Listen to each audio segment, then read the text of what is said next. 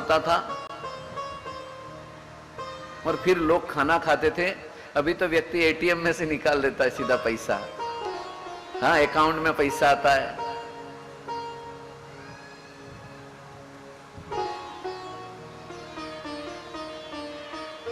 और फिर बोलते हैं तुम्हारा जमाना बहुत सस्ते है। अरे उस समय में पैसा ही नहीं था, कहां सस्ता था भाई।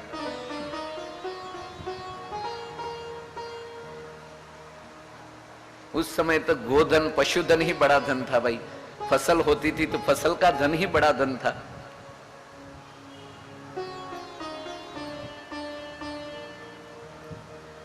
नाज़नी हरदम नजारा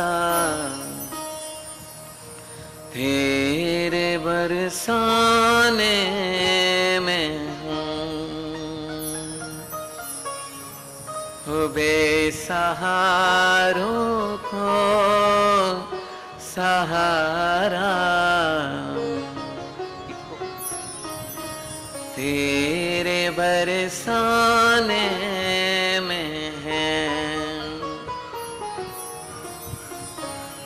अरे माँ के पेट में कहां लाइट थी 9 महीना? कौन सा बल्ब जल रहा था?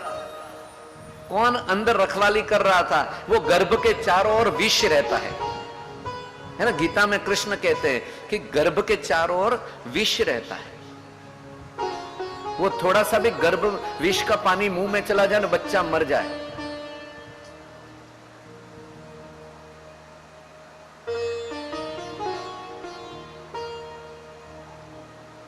और उस विष के बीच में भी एक बूंद जहर की तुम्हारे मुख में नहीं आने दी, वो परमात्मा कैसा होगा? आप जरा विचार करो।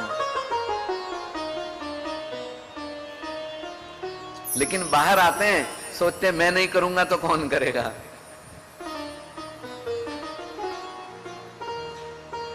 जो होना है वो होना है, जो जाना है वो जाना है, जो रहना है वो रहना है, चाहे चिंता करो या न करो। फिर क्यों बेचैन रहे? आज मैं देख रहा हूं, अरे 30 साल के लोगों को हाई बीपी, अरे बाईपास करा रहे हैं। रोज नए नए डॉक्टर बन रहे हैं, विदेशों से डॉक्टर आके इधर हॉस्पिटल बना रहे, तो भी पेशेंट बढ़ते ही जा रहे, डॉक्टर कम पड़ रहे हैं। उसका कारण है कि हम कभी अपने लिए नहीं जिए। पति हैं तो कभी पत्नी के लिए जी लिया, कभी माता पिता के लिए, कभी बच्चों के लिए, अरे भाई कभी घर के लिए, कभी समाज के लिए, कभी अपने लिए 10 मिनट निकाला क्या एकांत में जाकर कि मैं कहां से आया हूं?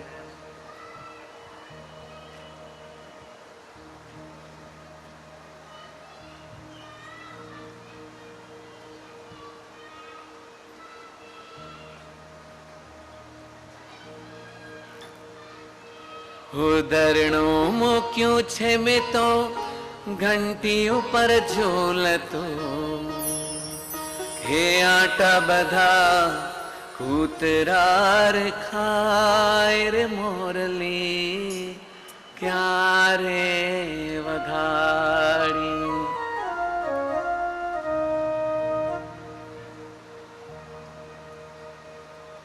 गेहूं गोपिया पीस रही है, पीसते पीसते आधा पीसा न बंसी की आवाज सुनी।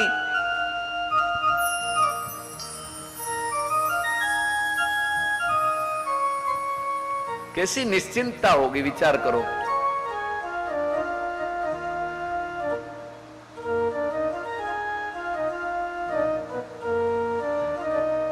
और हमारे घर में देखो, निश्चिंतता के नाम पे कुछ भी नहीं। हम भगवान के मंदिर में भी बैठते हैं ना, तो उसने ऐसा किया, उसने की शिकायतें।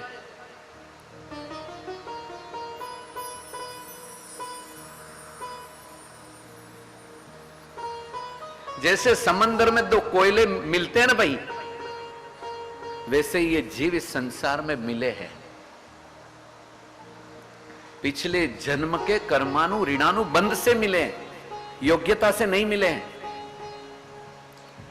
और जैसे 2 कोयले मिले ना, एक लहर में तो मिलते हैं और दूसरी लहर में बिछड़ जाते हैं।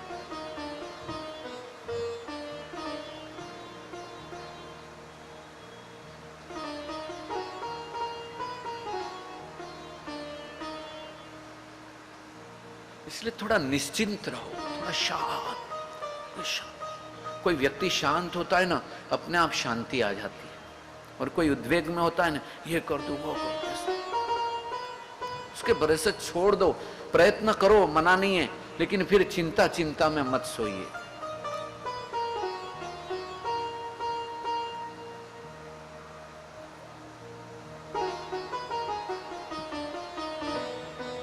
एक बूंद समुद्र से अलग होती है तो वह एक लहर सोचती है कि मैं बड़ी हो जाऊं, मैं अलग हो जाऊं, समुद्र से अलग हो जाती है तो वो नष्ट हो जाती है। लेकिन वही लहर जब समंदर में होती है तो विशाल सागर कहलाती है। एक पत्ता वटवृक्ष का उस पेड़ से जुड़ा है ना तो वटवृक्ष कहलाता है। और वही पत्ता सोचता है कि अरे मैं कुछ बड़ा बनूं, मैं अलग हो जाऊं, वो पत्ता सूखकर बवंडर में उड़ जाता है, न जाने कहीं। धूल है, वो उड़ के आसमान में जाना चाहती है तो न जाने कहां जाकर गिरती है, बिखर जाती है। लेकिन वही जब धरती से जुड़ी रहती है ना तो धरती मां कहलाती है।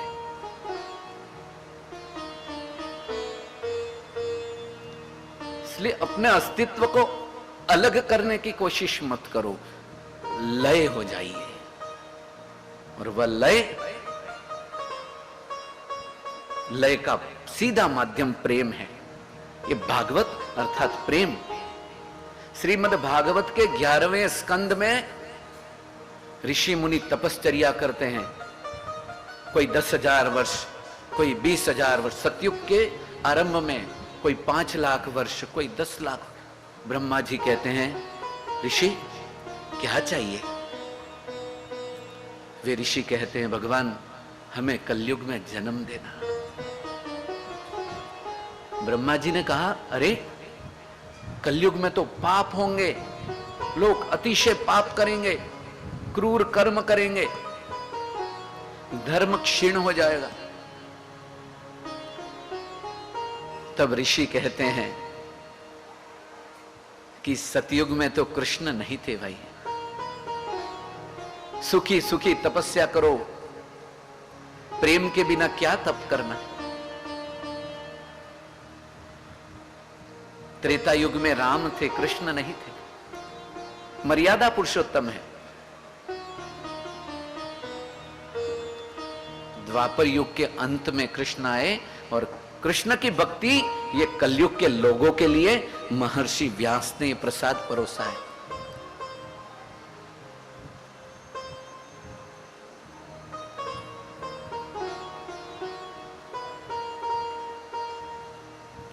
प्रेम पंथ ऐसा है जिसमें मांग न कोई होती।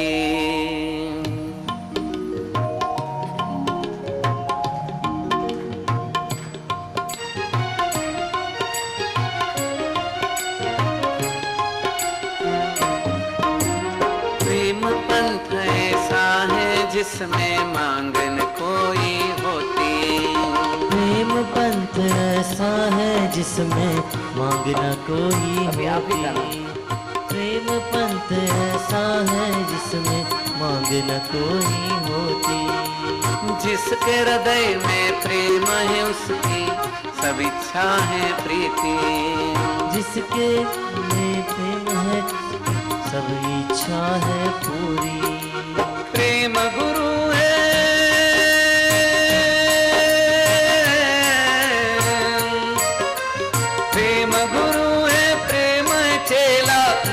कृष्ण का धाम ये भागवत है महापुराण।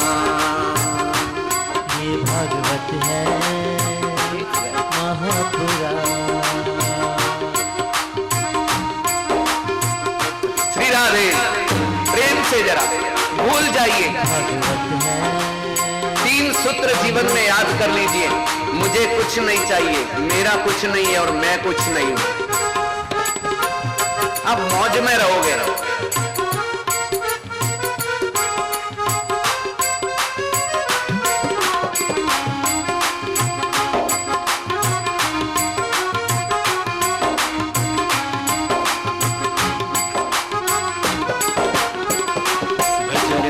कृष्णा कृष्णा राधे कृष्णा कृष्णा मिटेगी तृष्णा कृष्णा राधे कृष्णा कृष्णा मेरे मन कृष्णा कृष्णा मिटेगी तृष्णा कृष्णा राधे कृष्णा कृष्णा मिटेगी तृष्णा तृष्णा।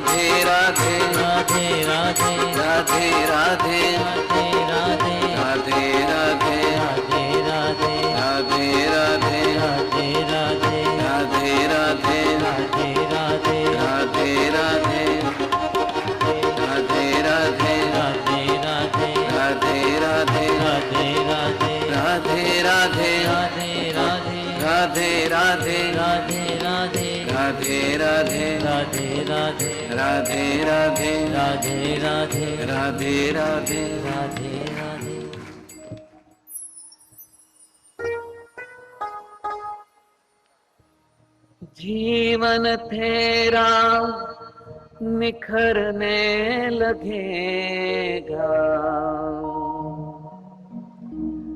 कान्हा की भक्ति जब करने लगेगा। दुर्गुण तुझसे किनारा करेंगे, सद्गुण तुझ में हाँ हिम्मत भरेंगे।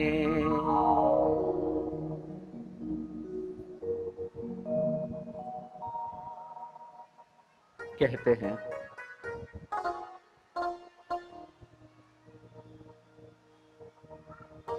द्वापर में महर्षि पराशर द्वारा सत्यवती के गर्भ से व्यास जी का जन्म होता है। व्यास जी ने 17 पुराण लिखे, एक वेद के 4 विभाजन कर दिए, जिनमें ऋग्वेद के ऋषि पैल हुए, सामगान के जैमिनी, यजुर्वेद के वैशंपायन और अथर्ववेद के सुमंत मुनि हुए, और इतिहास वो पुराणों के रोम हर्षण ऋषि हुए।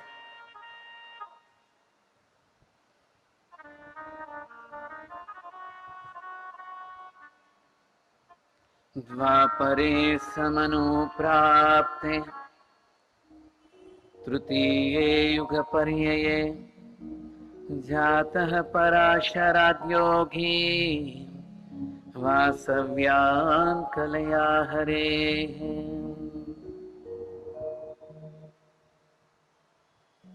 कहते हैं कि महर्षि व्यास जी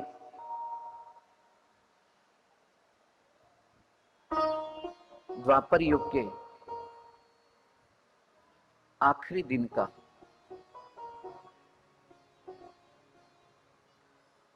सूर्य अस्त हो रहा है और कल का जो दिन है वो कलयुग का सूर्योदय होगा। युग के संधि काल की आखिरी चरम सीमा, जैसे कल का दिन था वो द्वापर का था और आज का दिन कलयुग का।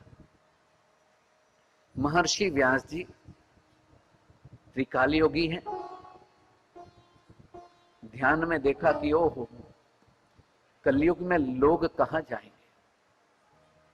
कोई तन से दुखी होगा, कोई मन से, कोई धन से दुखी होगा। जिसके पास संतान है वो भी दुखी ने, संतान नहीं है वो भी दुखी। व्यास जी के मन में हुआ कि ओहो, मैंने 17 पुराण तो लिख दिए लेकिन मेरे मन में शांति नहीं है।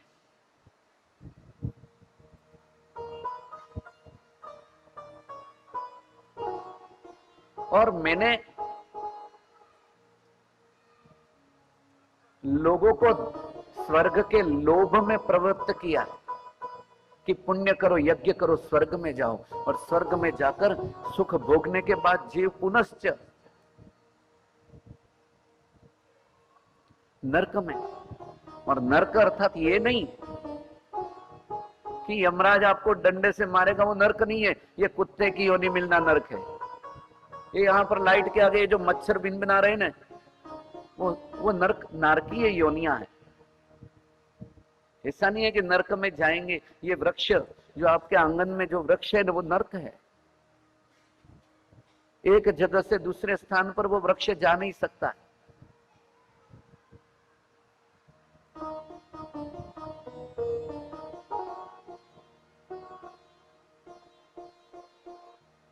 व्यास जी के मन में हुआ कि ओ हो,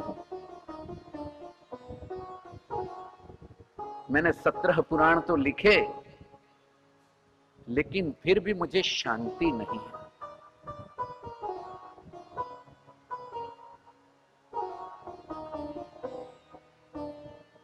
भगवान का ध्यान करते और प्रभु को कहते कि हे भगवान, मुझे सही दिशा प्रदान कीजिए, मैं चिंतित हूं।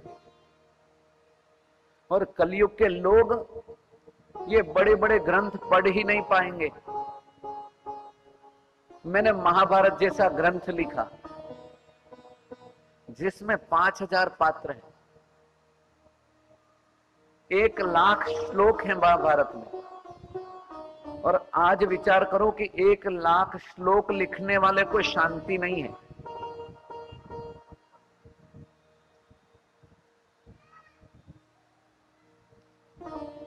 आकाश मार्ग से देवर्षि नारद जी आते हैं।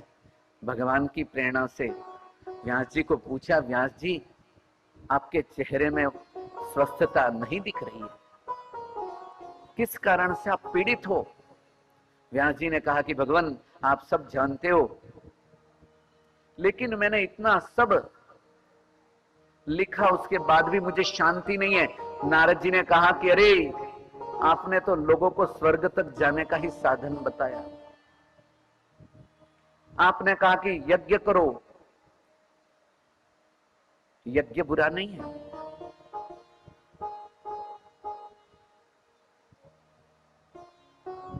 लेकिन लोग यज्ञ करते और फिर पशुओं की बलि देते हैं।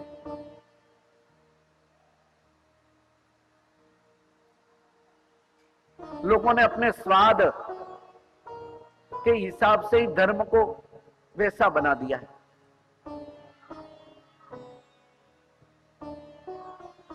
गंगा में डुबकी मारेंगे, पाप धोने जाते हैं, प्रक्षालन करने जाते हैं, पाप, लेकिन लोग मुक्त होना नहीं चाहते।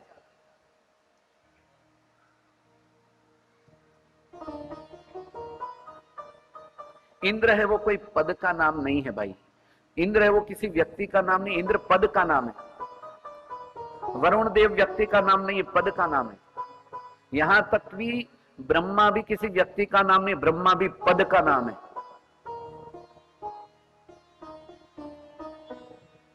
भागवत में लिखा है इंद्र होना सरल है, लेकिन भारत भूमि में वैष्णव के घर पे मनुष्य का जन्म मिलना दुर्लभ है। इंद्र होना सरल है।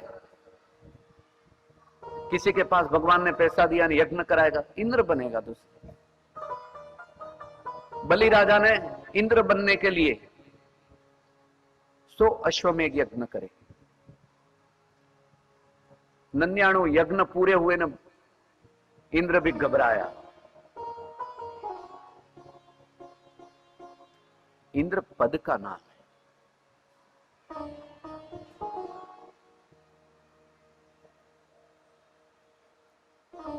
नारद जी ने कहा, व्यास जी, अरे आपने पूर्ण पुरुषोत्तम 64 कलाओं से परिपूर्ण कृष्ण के विषय में कुछ लिखा क्या?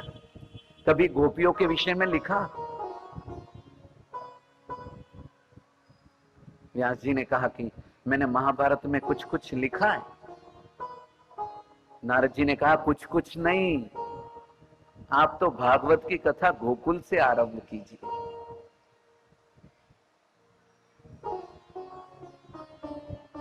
क्योंकि बाकी सभी अवतार कुछ न कुछ थोड़े थोड़े अंश से है, लेकिन कृष्ण का अवतार पूर्ण अवतार है।